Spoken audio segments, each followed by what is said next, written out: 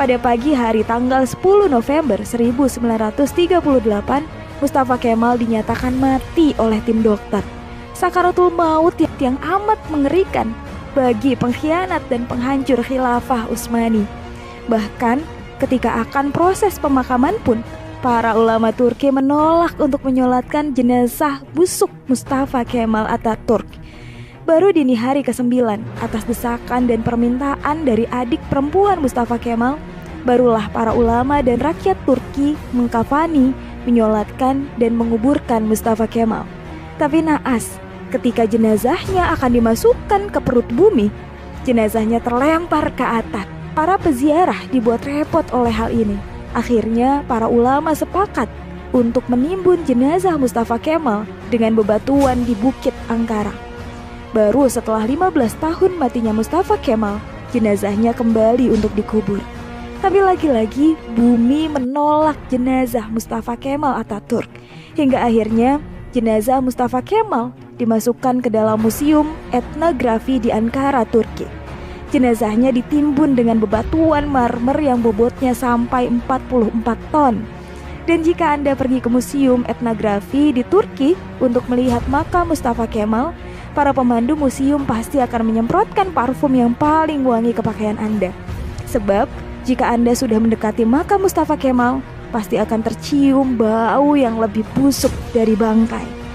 Pihak museum pun mengakui jika sumber bau busuk itu bukan dari WC atau septic tank yang bocor, melainkan dari areal makam Mustafa Kemal Atatürk.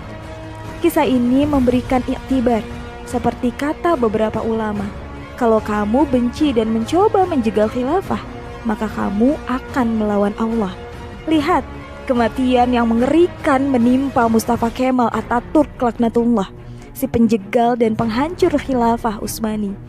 Aroma bau yang terus keluar dari makam Mustafa Kemal adalah cara Allah memperingatkan kepada siapa saja yang mencoba sombong dengan kekuasaannya dan melawan syariatnya, maka dia pasti akan mendapatkan kematian yang terhina.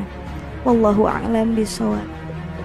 Turki yang dahulunya tanah kekhalifahan selama ratusan tahun runtuh dengan hadirnya seorang Mustafa Kemal Atatürk. Bapak bangsa Turki menjadi gelar yang disematkan kepadanya atas apa yang telah ia lakukan. Ia dikenal dengan aksinya merevolusi Turki secara besar-besaran dengan menjadikan negeri 1000 masjid ini menjadi bangsa yang lebih modern yang dapat melepaskan diri dari penjajahan. Untuk lebih mengenalnya, Data Fakta telah merangkumnya dalam ulasan berikut ini.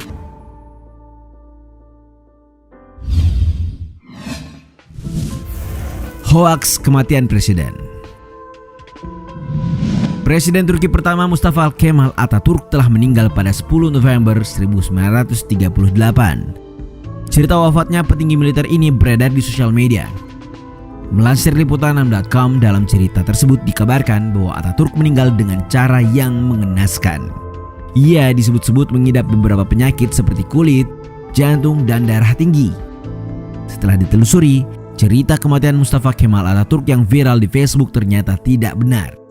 Di tahun 1937, Atatürk mengalami penurunan kesehatan dan setahun setelahnya ia dibawa ke Yalova karena menderita penyakit serius. Hingga membuatnya kembali di Istanbul untuk menjalani perawatan, di mana dokter mengatakan bahwa ia menderita sirosis di levernya. Selama perawatan ia kembali mencoba untuk beraktivitas seperti biasa. Namun ia meninggal di usianya yang ke-57 di Istana Dolmabahce. Atatürk dimakamkan di Museum Etnografi Ankara. Pada 10 November 1993, 15 tahun setelah kematiannya, ia kemudian dipindahkan sarkofagus seberat 42 ton. Sarkofagus tersebut berada di Mausoleum Anıtkabir yang berada di wilayah Ankara. Itulah tadi semua fakta dari seorang revolusioner yang telah membawa Turki menjadi republik seperti sekarang.